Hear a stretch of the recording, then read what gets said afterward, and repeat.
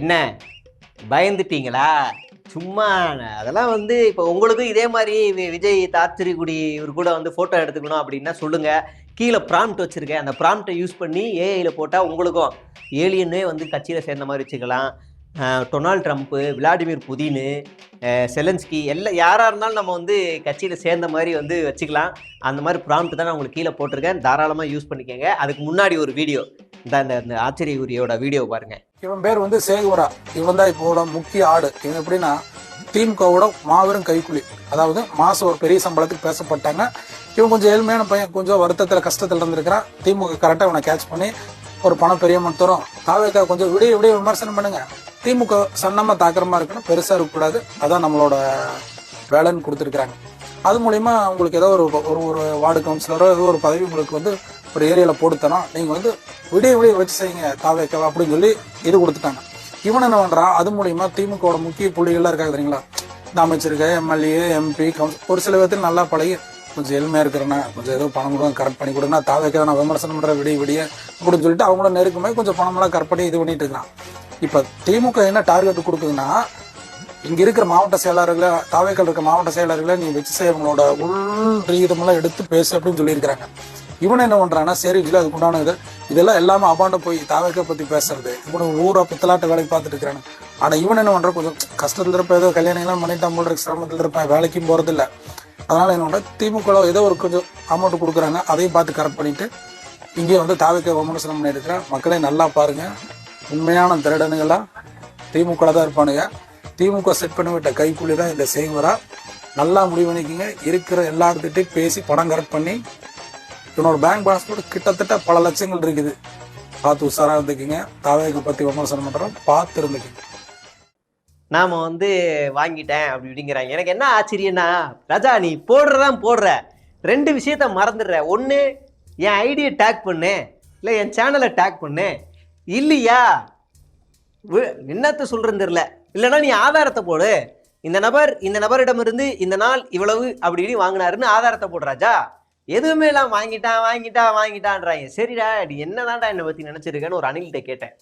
அவர் நல்லா TV debate ஷோலாம் உட்கார்றவர். அவர் சொன்னாரு, நீ திமுக ஆளுப்பா, எப்படி சொல்ற, நீ திமுக பத்தி பேசவே மாட்டேற. ஓ, திமுக பத்தி பேசுறலாம் திமுக ஆளா? ஆமா அப்படின்னா. அப்பனா ஒருத்தரை பத்தி பேசுற அப்படின்னா அவங்களோட ஆளா? ஆமா அப்படின்னா. அப்ப விஜய் ஒரு சங்கி பாஜக அப்படின்னு என்ன சொல்ற? ஆமா, ஒருத்தரை பத்தி பேசுறேன்னா விஜய் பாஜக பத்தி பேசுறதே இல்லப்பா, அவரு சங்கி பாஜக தானே அப்படின்னா.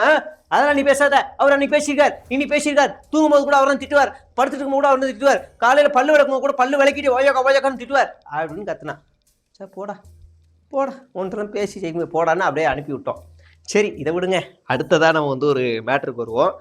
அந்த கட்சியோட மாநில பொறுப்புல இருக்கிற ஒரு ஆள் சிடிஆர் நிர்மல் குமார், அவருக்கே ஒரு அரசியல் புரிதல் இல்லைன்னா இந்த கட்சியில மற்றவங்கெல்லாம் என்னைக்கு பொறுப்பு? அதுவும் சட்டம் தெரிஞ்சா அவருக்கே ஒன்றும் தெரியல. என்ன அர்த்தம்?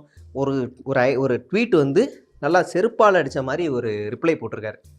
நல்லா பாருங்க. அதாவது சிடிஆர் நிர்மல்குமார் திருப்பரங்குன்ற விவகாரம் பற்றி அவங்ககிட்ட கேள்வி கேட்குறாங்க. அப்போ அவர் சொல்கிறாரு, என்ன சொல்கிறாருன்னா, இந்த தீர்ப்பு வந்த அன்னைக்கே மேல்முறையீடு போயிருக்கலாம்ல, ஏன் 3 நாள் கழித்து போகணும்? திமுக தான் இந்த விவகாரத்தை வளர்த்து விடுது அப்படின்னு இவர் உருட்டுறாரு. ஆனால் உண்மை அது இல்லை. உண்மை அது கிடையாது. இந்த ஆளை ஃபாலோ பண்ணுற ஜென்சியெல்லாம் 3 நாள் கழிச்சாம போனாங்களான்னு அது இல்லை உண்மை. ஆனால் என்ன நடந்துச்சு அப்படிங்கிற தெளிவாக சொல்கிறேன். உண்மை என்ன? டிசம்பர் 2, அதாவது தீர்ப்பு வந்த அடுத்த நாள் அரசு மேல்முறையீடு செய்தது. ஆனால் அது டிஃபெக்டிவ் ஃபார்மட் என்று கூறி ஃபைல்ட் ஆகலை.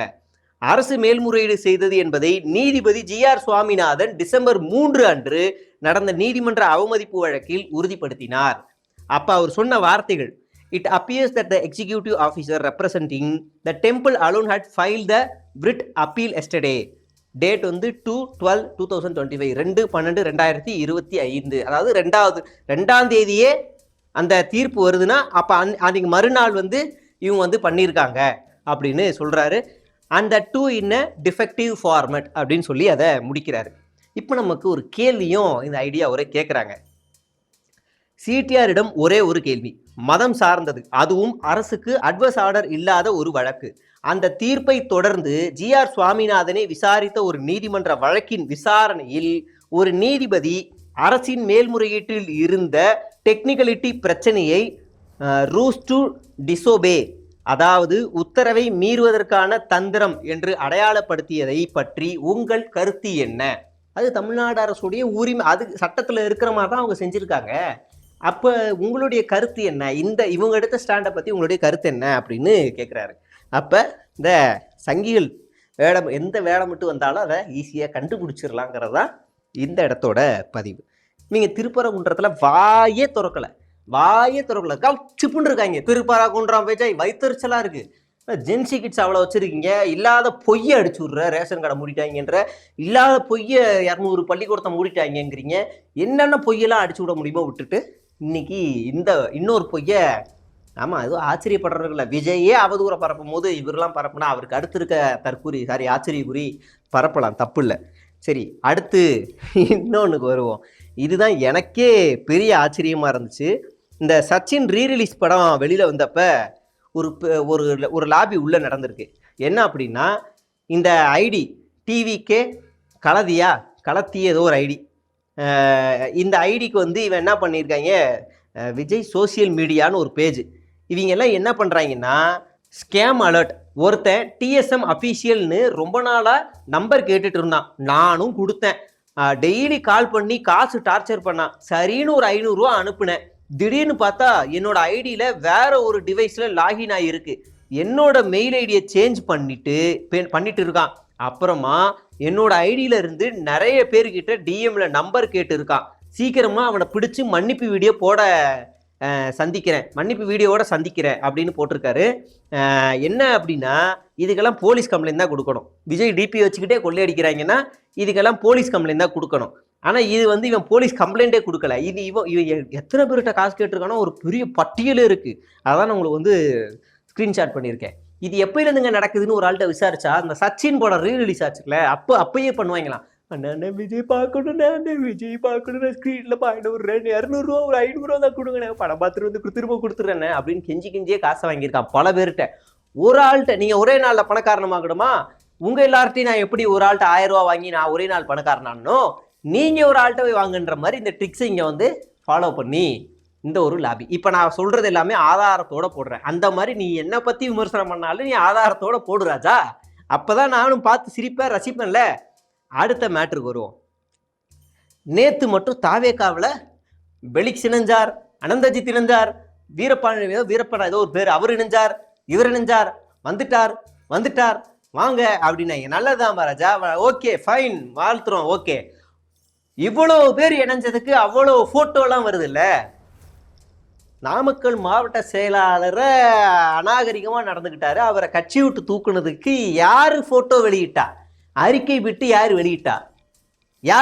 யாருமே வெளியிடல. புஷி ஆனந்த் போய் ட்வீட்டை போய் பார்த்தா ஒரு பொதுச் செயலாளர் கருமம், அது சாரி, அந்த ஏதோ ஒரு ரீட்வீட்டை பண்ணிக்கிட்டே இருக்காரு தவிர சொந்தமாக இது வரைக்கும் எதுவும் எழுதுனது கிடையாது. சமூகம் சார்ந்த பிரச்சனைகளோ, சமூகம் சார்ந்த ஏதோ தன்னுடைய கொள்கை தலைவர்களுக்காக இவர் ஒரு 4 வரியில் எழுதி நினைவு நாளோ பிறந்த நாளோ ஏதோ போட்டிருக்காரா? எதுவும் கிடையாது, எதுவும் இல்லை. அடுத்து விஜய் பேஜ், அடுத்து டிவிக்கு HQ பேஜ், அடுத்து ஆதவர்ஜுனா, நிர்மல், அருண்ராஜ், எல்லார் பேஜையும் போய் பார்த்துட்டேன். அந்த நாமக்கல் மாவட்ட செயலாளரை யார் நீக்குனாங்கன்னே கடைசி வரைக்கும் தெரியல. ஆனால் ஒரு செய்தி வருது, பாலிமர்லன்னு ஒரு செய்தி வருது. அந்த வீடியோவில் இருப்பது மாவட்ட செயலாளர் என்றது இன்னும் உறுதி செய்யப்படவில்லை. உறுதி செய்யும் பட்சத்தில் அவர் மீது கடுமையான நடவடிக்கை. என்ன ஒரு அயோக்கியத்தனம்! இப்படி புஷி சொன்னாரா? என்ன தகவல்? புஷி சொன்னாரா? என்ன அநியாயம் பாருங்க. மாவட்ட செயலாளர் கட்சியிலிருந்து நீக்கப்பட்டதாக தகவல். அது மாவட்ட செயலாளர் தானா? என்ன தகவல்? அயோக்கிய பயல்களா, பச்சை பாரு. அதாவது ஒரு அசால்ட்டு, விமன் அசால்ட்டு. இது வந்து அந்த 2 பேருக்கும் விருப்பப்பட்டு அவங்க இருக்காங்க, காதலிக்கிறாங்க, திருமணம் கடுத்து காதிக்கிறாங்கன்னா நான் விமர்சனம் பண்ண மாட்டோம், வேற. இல்லை அது அவங்க குடும்ப பிரச்சனை அப்படின்னா வேற. இவருக்கு பொது வாழ்க்கைக்கு வந்துட்டாரு. 2வது கட்சின்னு ஒரு மேட்ரு உள்ளே வருது. கட்சிக்கு பதவி தரேன்னு சொல்லி தான் என்னை கூப்பிட்டாருன்னு ஒரு விஷயம் வெளியில் வருது. அப்படின்னும் போது இது விவாதிக்கப்பட வேண்டியது தான், அதில் எந்த மாற்று கருத்தும் கிடையாது. ஆனால் அந்த பொண்ணு சொல்லுது, இந்த அக்கா சொல்கிறாங்க, திமுக கைக்கூலிங்க வந்து வீடியோ எடுத்தாங்க. திமுகவுக்கு வேறு வேலை இல்லையா?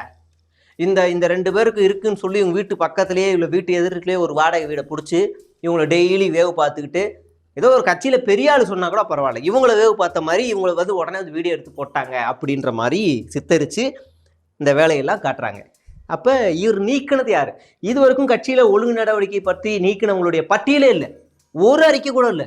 ஆனால் சேர்ந்துட்டா விஜய் வீடியோலாம் போடுவார். செங்கோட்டையன் அவர்கள் முதல் அரசியல்வாதி, அடுத்து நாஞ்சில் சம்பத் இணைஞ்சார், அடுத்து அவர் இணைஞ்சார், இவர் இணைஞ்சார் போடுறாங்க. அப்போ நீ மற்றவர்களை குறை சொல்றதுக்குலாம் உனக்கெல்லாம் நூலளவு சத்தியமாக தகுதியே கிடையாது. திமுகவிலையோ அதிமுகவிலையோ இல்லை விசிகாவிலையோ யாராவது ஒருத்தர் கட்சியிலேருந்து நீக்கிறோம் அப்படின்னா உடனே அறிக்கை வரும். ஆதவர்ஜனா மீது அறிக்கை வந்துச்சு, கட்சியோட தூக்கணுன்னே அறிக்கை வந்துச்சு, அது கட்சி. செங்கோட்டையனை கட்சியிலேருந்து தூக்கணுன்னே ஒரு அறிக்கை வருது, அது கட்சி. அப்போ இந்த பக்கமும் திமுக சைட்லையும் யாராவது ஒழுங்கு நடவடிக்கைகளை தூக்குறாங்கன்னா ஒரு அறிக்கை வரும், அது கட்சி. ஏன் நாம் தமிழர் கூட சமீபத்தில் ஒருத்தரை கட்சி விட்டு தூக்கிட்டாங்கன்னு ஒரு அறிக்கை வருது.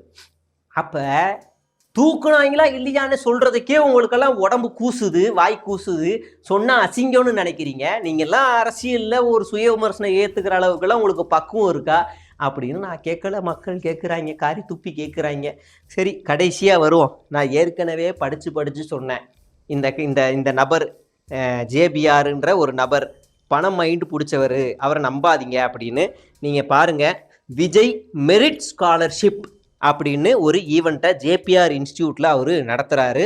என்ன அப்படின்னா, 2026ஆம் ஆண்டு நடைபெறும் +2 தேர்வில் 150 மற்றும் அதற்கு மேல் கட் ஆஃப் மதிப்பெண்கள் பெற்றிருத்தல் வேண்டும். இருந்துச்சுன்னா நீங்கள் இங்கே அட்மிஷன் போடலாம். தமிழக வெற்றி கழகம் டிவிகே மற்றும் ஜேபிஆர் தொழில்நுட்ப கல்லூரி தன்னாட்சி இணைந்து வழங்கும் 2026-27. விஜய் ஏன் அந்த காலேஜ் கூப்பிடுறாரு அப்படின்னு நான் ஏற்கனவே தெளிவாக சொன்னேன். விஜயை ஒரு இன்ஃப்ளூயன்சராக யூஸ் பண்ணி அந்த காலேஜோட அட்மிஷனை இன்க்ரீஸ் பண்ணிக்கணும். விஜய் அடிக்கடி இந்த காலேஜுக்கு வருவார், இந்த காலேஜில் படித்தா விஜயை பார்க்கலான்ற ஒரு மைண்ட் செட்டை கொண்டு வரணும். அதுக்காக அந்த மாணவர்களை கொண்டு வைக்கணும். இப்போ இந்த போஸ்டரில் நீங்கள் பார்த்தீங்க அப்படின்னா எங்கேயுமே ஃப்ரீ எஜுகேஷன் இருக்காது, எங்கேயுமே ஒவ்வொரு கோர்ஸுக்கான கட்டணம்னு எதுவும் இருக்காது, குறைந்த விலையில் மாணவர்களுக்கு, ஏழை மாணவர்களுக்கு கல்வி அப்படின்னு எதுவுமே இருக்காது. ஜேபிஆர் பல்கலைக்கழகமாக இந்த இன்ஸ்டியூட் ஒரு முதலை, பணம் திங்கக்கூடிய ஒரு முதலை. ஒவ்வொரு கோர்ஸுக்கும் நம்ம போய் கேட்டால் தலை சுத்தும்.